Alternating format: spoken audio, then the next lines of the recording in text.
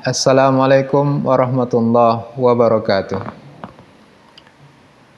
Bismillahirrahmanirrahim. Alhamdulillahirabbil alamin. Wassalatu wassalamu ala asyrafil anbiya'i wal mursalin wa ala alihi wa sahbihi ajmain. Rabbi shrah li sadri wa yassir li amri wahlul 'uqdatam min lisani yafqahu qawli. Alhamdulillah, Bapak Ibu, saudara-saudari kami semuanya, pemirsa Salam TV, sahabat keluarga muslim yang dimuliakan Allah Subhanahu wa taala. Kita bersyukur kita bisa melanjutkan kajian fikih kita. Mudah-mudahan Allah Subhanahu wa taala memudahkan segenap urusan kita, memberikan kita ilmu yang bermanfaat dan memudahkan kita, memberikan kita taufik untuk mengamalkannya. Karena ilmu itu memang dipelajari adalah untuk diamalkan. Kalau ilmu yang sudah dipelajari tidak kita amalkan, maka itu akan menjadi hujjatun alaina. Itu akan menjadi masalah buat kita. Dan hatafal ilmu bil amal fa in ajabahu wa illartahal, bahwa ilmu itu menuntut kita untuk mengamalkannya. Kalau tidak diamalkan, maka ilmu itu akan meninggalkan kita. Pada kesempatan yang lalu kita sudah menyinggung tentang syarat sah salat. Kita sebutkan bahwa Syekh menyebutkan dalam kitab Matan Abi Syuja beliau ini ada 5 syarat sah salat, yaitu badan suci dari hadas dan najis, baik hadas besar maupun hadas kecil. Kemudian adalah menutup aurat yang kedua. Yang ketiga, berdiri di tempat yang suci, ya, salat dilakukan di tempat yang suci. Yang keempat adalah menghadap kiblat. Yang kelima adalah masuk waktu. Salat dilakukan pada waktu-waktu tertentu, tidak sembarangan waktu. Kemudian kita juga sudah menyinggung sedikit tentang asal atau dalil utama yang dijadikan patokan oleh para ulama dalam menentukan apa saja rukun-rukun salat, ya, yaitu sebuah hadis yang sahih diriwayatkan oleh Imam Bukhari dan Muslim dan imam-imam hadis yang lain dalam kitab sunannya, bahwa di sana ada sebuah hadis yang menyebutkan seorang laki-laki yang masuk masjid kemudian salat, kemudian menghadap Rasulullah, namun Rasulullah menyuruhnya untuk mengulangi salatnya karena salatnya itu, kata Rasulullah, tidak sah, ya. Irji fasolli fa innaka lam tusolli. Kembalilah kamu, ulangi salatmu karena sungguhnya kamu itu belum salat. Artinya salatnya itu tidak sah. Sampai 3 kali orang itu sholat, terakhir dia menyerah dan meminta untuk diajari oleh Rasulullah untuk bagaimana sholat yang betul. Maka Rasulullah SAW mengatakan, "Idza qumta ila shalah fa asbighil wudu'a tsumma istaqbilil qiblah fakabbir." Kalau kamu mau sholat, maka sempurnakanlah wudu'mu dan menghadaplah kamu ke kiblat, kemudian kamu takbiratul ihram.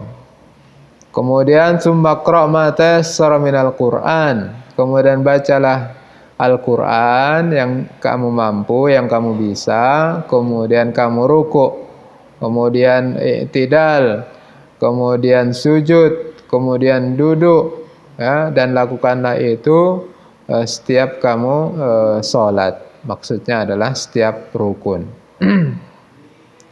Jadi ini hadis yang sahih, derajatnya sangat kuat, dan ulama sepakat menjadikan ini adalah patokan dalam menetapkan perbuatan dan ucapan dalam sholat yang harus dilakukan, yang wajib bahkan rukun, ya, yang rukun yang harus dilakukan dalam sholat. Taib. Jadi di hadis tersebut tentu tidak disebutkan oleh Rasulullah bahwa ini adalah rukun, selain ini adalah sunnah atau wajib. Tapi tentu ulama lah yang membahas hadis-hadis yang ada dan menyimpulkan bahwa ini adalah rukun, ini adalah wajib dan sunnah dan seterusnya. Termasuk jumlahnya. Kalau Syekh Abu Syuja menyebutkan dalam kitab beliau bahwa rukun sholat itu ada 18, itu adalah juga merupakan istimbat, ya, hasil dari ijtihad para ulama berdasarkan hadis-hadis, dalil-dalil yang ada, ya, bukan berasal dari hadis Rasulullah disebutkan langsung bahwa rukun sholat ada sekian, tidak. Tapi walaupun itu adalah hasil istimbat, hasil ijtihad ulama, kita hormati, kita terima selama itu adalah berasal dari istimbat yang benar, dari hadis yang benar, hadis yang sahih, ya, bukan asal-asalan. Taib. Apa sajakah rukun salat itu? Syekh menyebutkan rukun salat itu ada 18. Yang pertama adalah an-niyah, berniat. Ya. Berdasarkan hadis Rasulullah sallallahu alaihi wasallam, innamal a'malu binniyat, bahwasanya setiap amalan itu tergantung niatnya. Ya. Jadi ulama sepakat menjadikan niat itu adalah sebuah keharusan dalam setiap ibadah, termasuk salat. Jadi kalau di sini niat itu disebutkan merupakan salah satu rukun yang harus dilakukan dalam sholat, tidak sah sholat kecuali dengan adanya niat. Kalau ulama yang lain ada yang menyebutkan bahkan niat itu adalah syarat. Jadi lebih tinggi lagi, ya. Syarat. Kenapa? Karena niat itu harus ada, ya, minimal di awal sholat, di pertengahan sholat, sampai sholat tersebut berakhir, ya. Jadi niat itu harus ada dari awal sampai akhir. Niat dia memang mau sholat, bukan mau main-main, bukan mau olahraga, bukan mau gerak-gerak badan, tapi niat dia memang mau sholat. Dan tidak boleh berubah. Tidak boleh berubah niatnya di pertengahan jalan. Awalnya sholat, pertengahan dia mau, di awal dia misalnya mau sholat zuhur, di pertengahan dia mau sholat yang lain, tidak boleh. Jadi harus sama. Karena itu ada ulama yang ada mazhab, bahkan yang mengatakan niat itu adalah syarat. Terlepas dari perbedaan pendapat para ulama, intinya harus ada niat, ya. Dan niat ini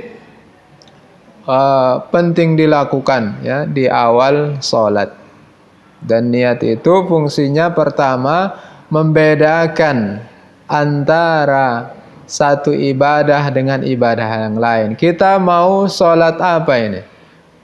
Ya, karena sholat itu ada yang 2 rakaat, ada yang 1 rakaat, ada yang 3, ada yang 4. Kita mau sholat apa?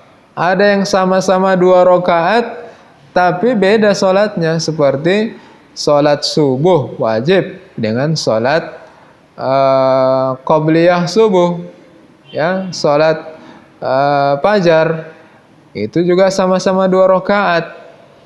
Jadi apa yang membedakannya? Niatnya.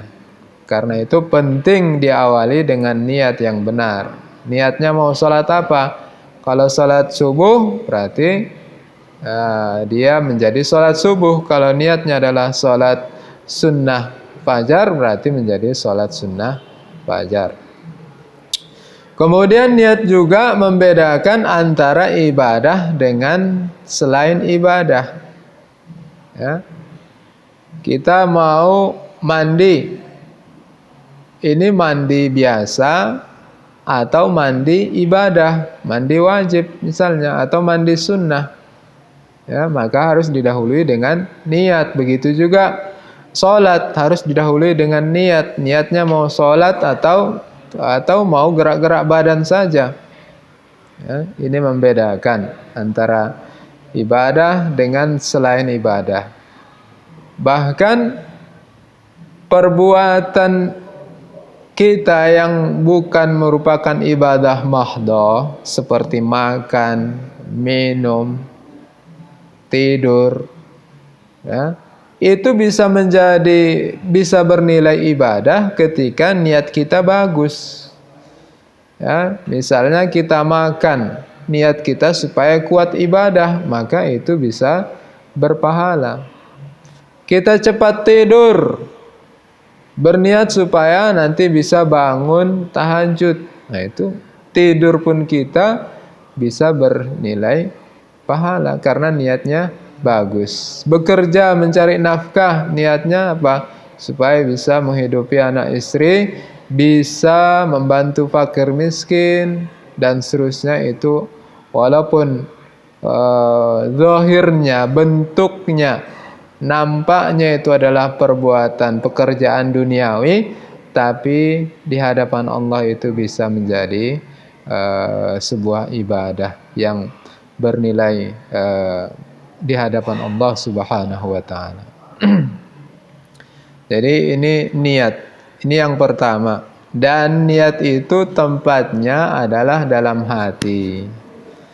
Niat itu tempatnya dalam hati. Sehingga tidak wajib diucapkan. Ya, apalagi Rasulullah mengatakan, "Shallu kama ra'aitumuni usolli." Salatlah kalian seperti kalian melihat aku salat. Ini diucapkan oleh Rasulullah kepada sahabat. Kalau kita, bagaimana kita melihat Rasulullah padahal karena beliau sudah wafat? Kita melihat dengan membaca hadis-hadis Rasulullah sallallahu alaihi wasallam. Dengan membaca itu kita seperti melihat Rasulullah salat. Intinya adalah kita harus berupaya semaksimal mungkin salat kita, ibadah kita menyerupai apa yang dilakukan oleh Rasulullah sallallahu alaihi wasallam. Dan hadis-hadis terkait salat Rasulullah itu alhamdulillah sangat lengkap, ya. Salat yang dilakukan Rasulullah itu, hadis-hadis terkait hal itu sangat lengkap karena para sahabat tentu salat bersama Rasulullah, ya, baik ketika beliau mukim maupun ketika beliau musafir, bagaimana salatnya, ya, bagaimana rukuknya, sujudnya, bacaannya, semuanya itu ada diceritakan dalam hadis-hadis Rasulullah sallallahu alaihi wasallam yang diriwayatkan oleh para sahabat. Jadi terkait niat itu letaknya dalam hati dan tidak diucapkan. Karena Rasulullah tidak mengajarkan kita untuk mengucapkan niat. Ya, sama seperti kita makan. Ya, kalau kita mau makan ya sudah, tinggal kita ambil piring, kita isi dengan makanan yang kita mau makan. Tidak mesti kita baca, ya, sengaja aku mau makan karena Allah Ta'ala, enggak mesti. Taib. Ini terkait niat. Inilah rukun yang pertama. Rukun yang kedua adalah al-qiyam ma'al qudrah. Berdiri bagi yang mampu. Ya, berdiri bagi yang mampu. Berarti kalau tidak mampu maka tidak wajib berdiri. Hal itu berdasarkan hadis yang sahih dari sahabat Imran bin Husain. Rasulullah sallallahu alaihi wasallam bersabda kepadanya, "Shalli qa'iman," salatlah kamu dalam keadaan berdiri. Dengan berdiri. Kalau tidak mampu maka duduk. Kalau tidak mampu maka salatlah dalam keadaan berbaring. Hadis sahih diriwayatkan oleh Imam Bukhari. Baik Bapak Ibu, para pemirsa, insyaallah masih kita lanjutkan, jangan kemana-mana dahulu.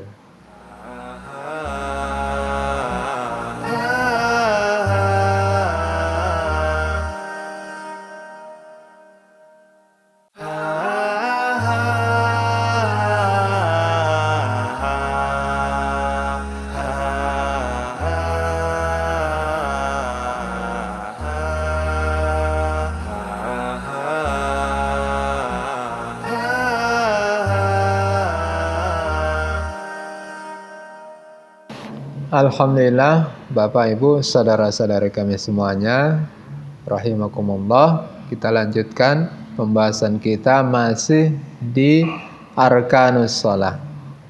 Pembahasan tentang rukun-rukun salat. Saya menyebutkan ada 18 rukun, kita sudah sampai di rukun yang kedua. Yang pertama tadi niat, yang kedua adalah berdiri bagi yang mampu. Hal itu berdasarkan hadis Rasulullah di yang sahih yang diterima dari sahabat Imran bin Husain. Rasulullah mengatakan kepadanya, salatlah kamu dengan berdiri, kalau tidak mampu maka duduk, kalau tidak mampu maka berbaringlah. Jadi hadis ini menunjukkan bagaimana Islam mengajarkan kemudahan. Islam itu tidak mengajarkan kesulitan, ya. Fattaqullaha mastata'tum, bertakwalah kamu sesuai dengan yang kamu mampu. Allah itu maha pemurah, maha penyayang, tidak menginginkan kesulitan untuk hambanya.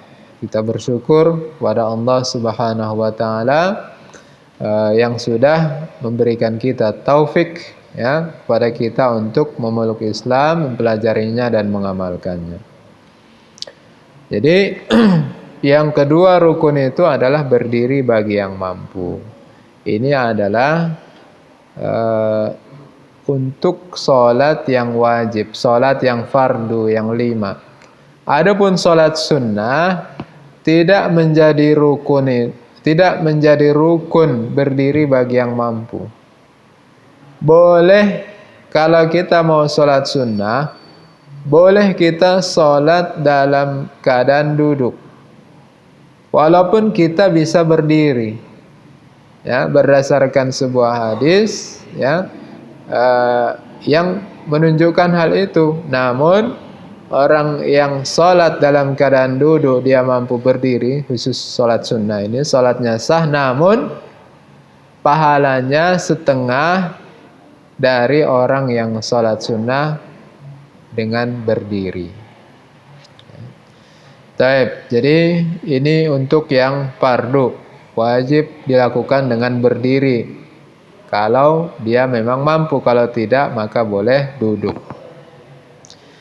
Rukun yang ketiga adalah takbiratul ihram. Takbiratul ihram itu adalah mengucapkan Allahu Akbar. Ya, jadi di awal sholat itu kita mengucapkan Allahu Akbar, itu adalah takbiratul ihram. Ya, itu merupakan rukun sholat berdasarkan hadis Rasulullah sallallahu alaihi wasallam, miftahus shalat at-tahur, tahrimuha at-takbir, tahliluha at-taslim. Bahwa kunci sholat itu adalah dengan bersuci. Yang menjadikan sholat itu menjadikan sholat itu haram, maksudnya haram dilakukan hal-hal yang di luar sholat, ya, adalah dengan mengucapkan takbiratul ihram dan tahliluha at-taslim. Menjadikan halalnya itu adalah mengucapkan salam. Baik, ini rukun yang ketiga, mengucapkan takbiratul ihram, ya. Dan juga berdasarkan hadis al-musi' salatahu, idza qumta ila shalah Fasbigil wudu'a summa staqbilil qiblah fakabbir. Kalau kamu mau sholat, sempurnakanlah wudu'mu, kemudian menghadap kiblat dan bertakbir. Ya. Jadi takbiratul ihram, mengucapkan Allahu Akbar di awal itu adalah merupakan salah satu dari rukun sholat. Dan ucapannya itu terbatas dengan lafaz Allahu Akbar, Allah Maha Besar, ya. Jadi dibaca dengan lafaz Allahu Akbar berbahasa Arab, ya. Itu wajib dilakukan tentu bagi yang mampu. Yang tidak mampu sudah berupaya semaksimal mungkin, sudah diajari semaksimal mungkin, tapi lidahnya mungkin sangat sulit, kesulitan, kepayahan mengucapkan itu, maka diucapkan semampunya.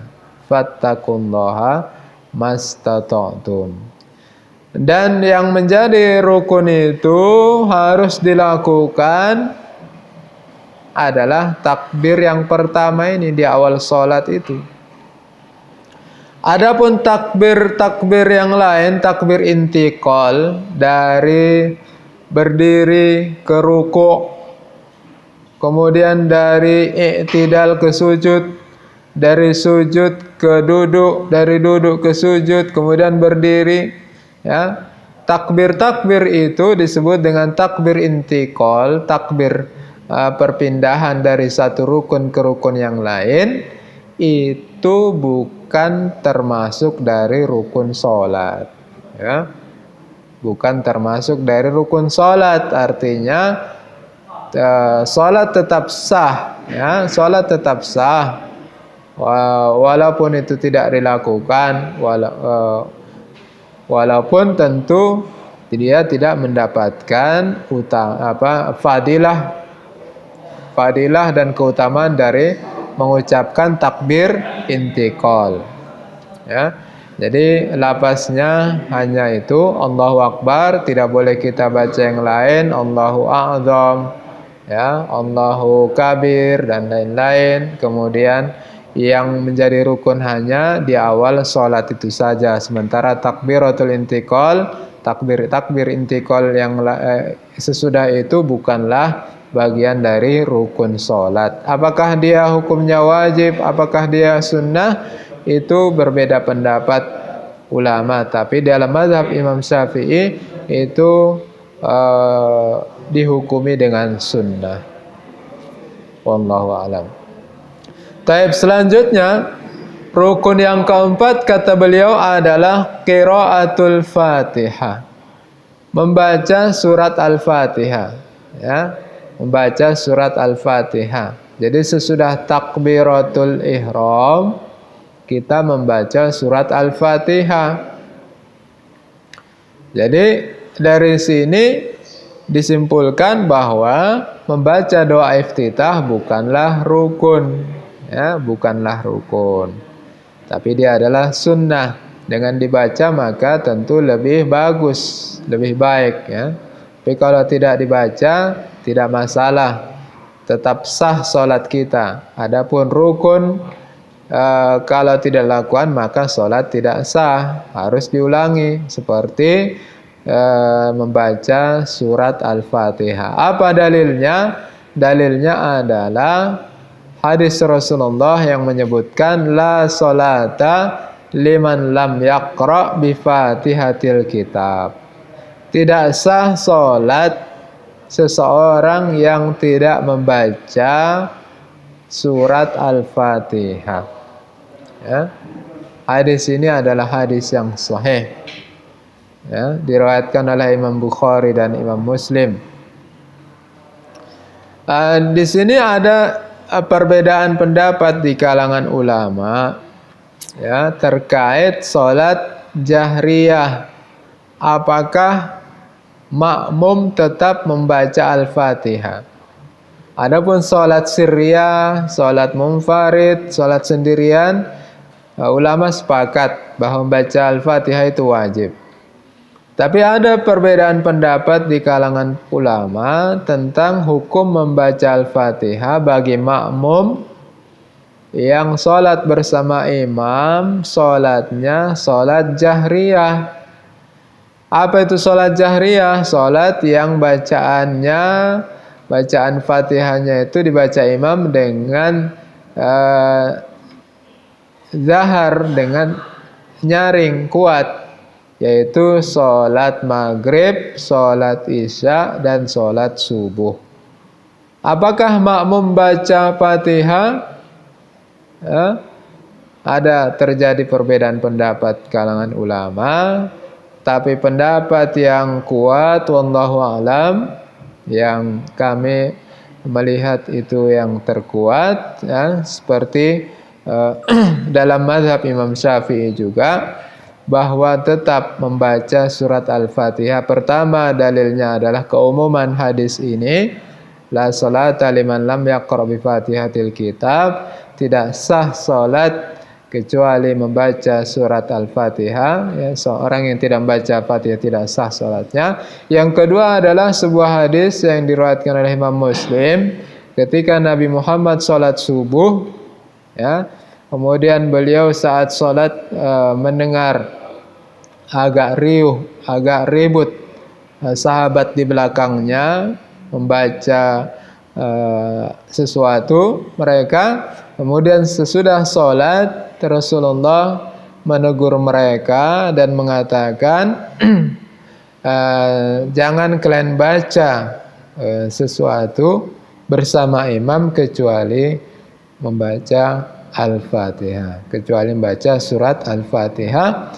Jadi ini menunjukkan bahwa membaca Al-Fatihah itu wajib bagi sholat, baik itu sholat munfarid sendirian maupun sholat berjamaah, baik itu imam maupun makmum, baik itu sholat sirriyah maupun sholat jahriyah. Wallahu a'lam.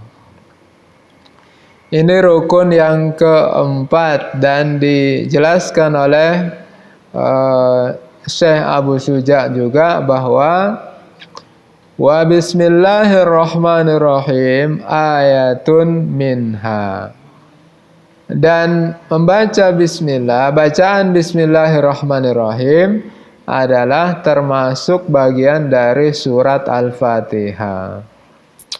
Di sini juga terjadi khilaf di kalangan ulama, ya.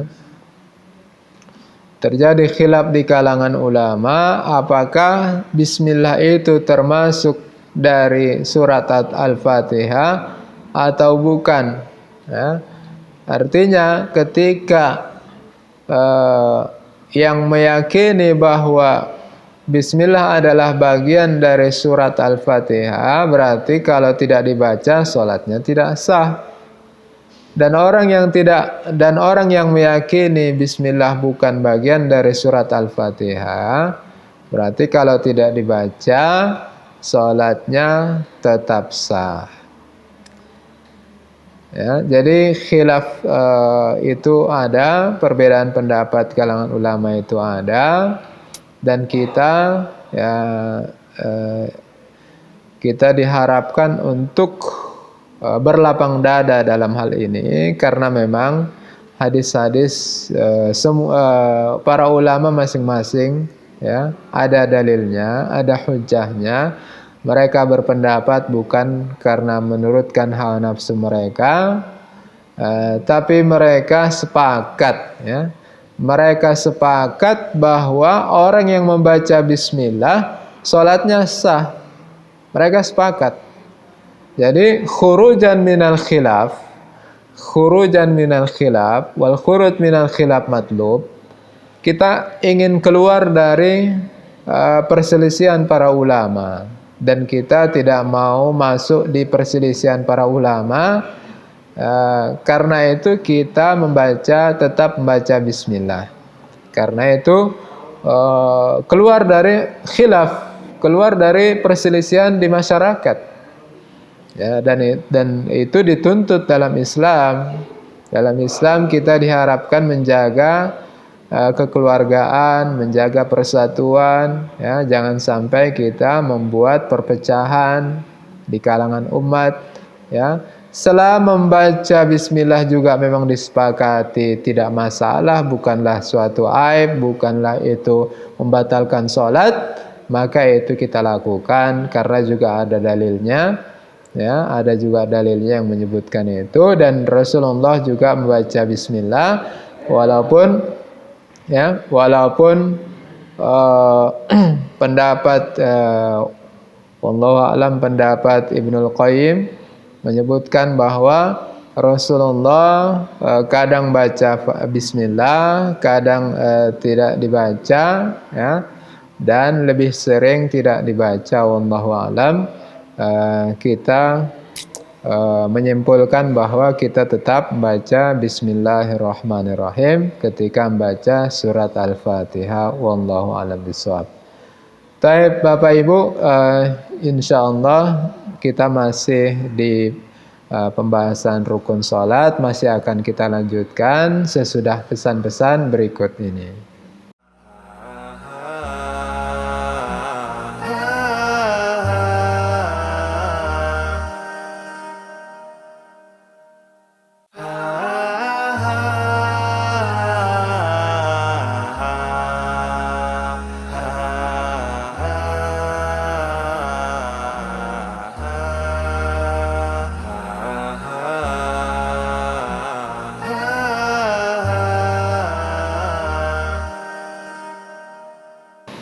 Alhamdulillah Bapak Ibu, kita lanjutkan kajian fikih kita. Kita masih di pembahasan rukun-rukun sholat. Tadi kita sudah membahas tentang rukun yang keempat, yaitu membaca surat Al-Fatihah. Sekarang rukun yang kelima dan yang keenam, kata Syekh Abu Syuja rahimahullah, adalah ar-ruku' wat tama'ninah fihi. Ruku' dan tama'ninah, ya. Ruku' dan tama'ninah dua-duanya sudah menjadi bahasa Indonesia, alhamdulillah. Jadi ruku' itu adalah kita menundukkan badan kita dari berdiri, kita menundukkan badan kita, ya. Itu namanya ruku', ya. Kemudian tama'ninah, ya, tama'ninah itu artinya tenang. Hal itu berdasarkan hadis al-musi' salatahu yang menyebutkan bahwa Rasulullah mengatakan summarka hatta tatma'inna raki'an. Kemudian rukuklah kamu sampai kamu rukuk dalam keadaan tenang, ya. Sampai kamu rukuk dalam keadaan tenang. Jadi dari sini kita menyimpulkan bahwa rukuk itu harus tenang, tidak boleh terburu-buru, ya. Bahkan ada hadis yang menyinggung tentang orang yang sholatnya seperti patok ayam. Nah, sholatnya seperti patok ayam itu adalah perbuatan yang tercela dalam sholat. Ada beberapa perbuatan tercela dalam sholat. Rasulullah menyamakan perbuatan tersebut dengan perbuatan hewan. Salah satunya adalah perbuatan patok ayam. Patok ayam itu kan dilakukan dengan cepat-cepat. Ayam itu mungkin karena laparnya, ya, dia matok makanan itu cepat-cepat, ya. Jadi sholat yang dilakukan dengan cepat-cepat itu seperti ayam yang makan, patok ayam, itu adalah sholat yang tercela, dan itu tidak sah. Karena tenang dalam sholat itu adalah rukun.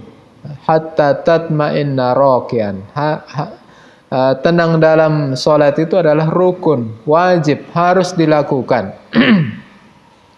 Kalau ditanya apa sih minimal, ya, apa sih ukuran minimal thama'ninah dalam salat ketika ruku', maka ulama menjawab minimal ketika ruku' itu membaca subhana rabbiyal azim. Ya, ruku' membaca subhana rabbiyal azim. Itu batas minimal.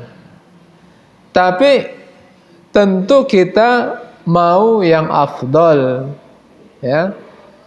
Kalau hanya sekedar kita ruku' terus baca subhana rabbiyal azim, terus langsung i'tidal, langsung bangkit dari ruku', itu mungkin bisa kita katakan adalah ruku' dan salat bila ruh.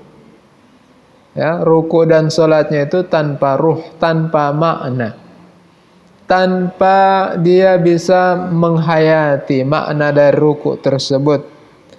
Itu adalah merupakan kita menundukkan diri kita, merendahkan diri kita di hadapan Allah Subhanahu wa taala yang Maha Agung, yang Maha Perkasa. Tentu semakin lama kita ruku', semakin banyak kita baca, ya. Semakin kita resapi, kita hayati, ya, kita sadari, kita akui kita adalah hamba yang lemah, hina di hadapan Allah Subhanahu wa taala, tentu semakin bagus. Ya. Karena hakikat dari ubudiyah itu sendiri adalah penghambaan kepada Allah. Hakikatnya apa? Adalah penghinaan di hadapan Allah Subhanahu wa taala. Dan hakikat tauhid itu adalah pengagungan kepada Allah Subhanahu wa taala. Semakin kita menghinakan diri kita di hadapan Allah Subhanahu wa taala, maka semakin bagus, semakin kuat tauhid kita, ya. Tapi semakin kita kurang thama'ninahnya, tentu tidak bagus salat kita, bahkan bisa tidak sah karena thama'ninah merupakan salah satu dari rukun salat. Selanjutnya yang ketujuh adalah ar-rafa' minar ruku' wal i'tidal qa'iman. Rukun salat yang ketujuh adalah bangkit dari ruku' dan berdiri, ya, berdiri tegak. Hal itu juga landasannya adalah al-hadis al-musi' salatahu. Hadis yang menyebutkan tentang seorang yang salah dalam salatnya yang tadi kita bacakan, di mana Rasulullah menyebutkan dalam hadis tersebut, summarfa hatta ta'tadila qa'iman. Kemudian kamu bangkit sampai kamu berdiri dalam keadaan tegak, dalam keadaan posisi mantap, ya. Posisi tegak. Ya, ini merupakan satu isyarat supaya kita salatnya itu tidak terburu-buru. Karena itu, kalau kita mau salat, tidak boleh kita datang terburu-buru, lari-lari, itu makruh. Ya. Bahkan kitab Umdatul Ahkam, penulis menyebutkan, ya, ketika menyebutkan hadis al-musi' salatahu, beliau menyebutkan hadis tersebut dalam rangka membahas wajibnya tenang dalam salat. Ya. Beliau membuat judul wajibnya tenang dalam salat, ya, dalam kitab Taisirul Alam, Syarah Umdatul Ahkam, wajibnya tenang dalam salat. Hadis yang diberikan atau hadis yang disampaikan adalah al-hadis musi' salatahu. Berarti ulama menyimpulkan, kenapa orang tersebut disuruh mengulangi sholatnya karena mereka mendapati bahwa sholatnya itu buru-buru, sholatnya itu patok ayam, cepat-cepat, ya. Dia belum lagi tenang rukuknya, belum lagi rukuk dengan sempurna, sudah bangkit. Belum lagi bangkitnya lurus, belum tenang bangkitnya, belum tegak, sudah sujud. Nah, inilah yang buat sholatnya tidak diterima. Jadi rukun yang ketujuh itu adalah i'tidal, berdiri tegak sesudah ruku, ya. Sambil tentunya membaca Rabbana sami'allahu liman hamidah, Rabbana walakal hamdu. Tapi bacaan itu tidak termasuk dari rukun, ya. Bacaan itu tidak termasuk rukun sholat. Itu nanti masuk ke dalam sunnah-sunnah sholat. Kadang kita mendapati ada orang seperti itu, dia belum lagi i'tidal dengan sempurna, belum berdiri tegak, masih miring, sudah langsung sujud. Tentu ini adalah khalal, ya, ini adalah cacat dalam sholat, ya. Jangan sampai itu kita lakukan. Kemudian rukun selanjutnya adalah rukun yang ke-8, thama'ninah fihi, ya. Tenang ketika i'tidal, ketika berdiri itu tenang, baca, ya, baca dan resapi, jangan buru-buru. Kemudian rukun yang ke-9 adalah as-sujud, ya. Sujud, dan yang ke-10 thama'ninah fihi. Ya, sujud dan thama'ninah, tenang, ya. Karena sholat itu kan kita berdoa, ya. Hakikat dari sholat itu kan kita beribadah kepada Allah, ya, menghadap Allah, dan kita berdoa, ya, meminta. Ya, sholat itu secara bahasa artinya ad-du'a, meminta. Bagaimana kita meminta?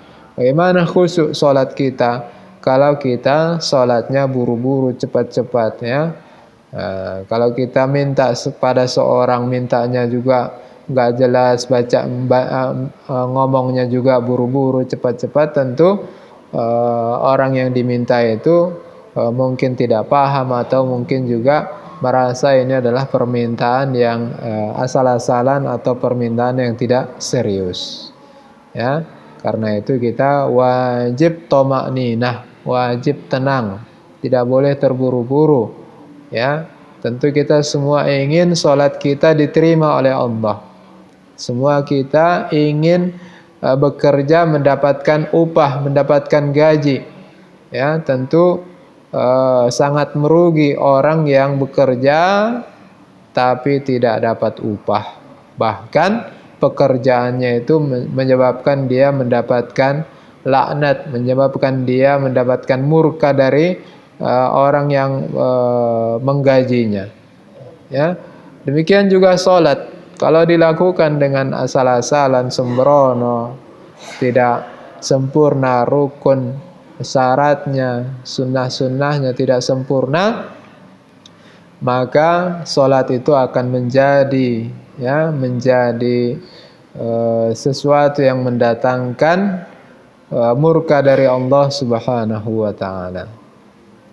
Ya, karena dalam hadis juga disebutkan bahwa ada orang yang sholat, dia tidak mendapatkan pahala kecuali separohnya, ada yang 1/4, ada yang 1/8, tergantung kekhusyukan sholatnya, kesempurnaan syaratnya, rukun, dan perbuatan-perbuatan yang dilakukan dalam sholat tersebut. Jadi yang ke-9 dan ke-10 adalah sujud dan dalam keadaan tenang, ya. Dan sujud itu tentu harus ala sab'ati a'dhum, ya. Sujud itu di atas 7 anggota badan, ya. Sab'ati a'dhum, 7 tulang. Apa itu 7 tulang? Yang pertama adalah dahi, yang kedua adalah 2 telapak tangan, ya, 2, 3, Ya, kemudian 45 itu adalah 2 lutut, yang 6 dan 7 itu adalah 2 ujung jari kaki. Jadi 7 hal ini, 7 bagian badan ini harus menempel, ya, harus menempel ke lantai, ke tempat sholat, ya, ketika kita sujud. Jadi sujud itu juga harus tenang, tidak boleh terburu-buru, apalagi itu adalah tempat yang mustajab untuk berdoa. Ya, bagaimana kita mau melewatkan kesempatan yang sangat baik ini? Maka tentu ketika kita menginginkan kebaikan, tentu kita manfaatkan dengan sujud dengan sempurna, thama'ninah, dan kita berdoa, merendahkan diri ke hadapan Allah, berdoa, yakin kita doa kita diterima. Mudah-mudahan ini semua akan memberikan banyak kebaikan untuk kita, salat kita diterima, doa kita juga diterima. Alhamdulillah.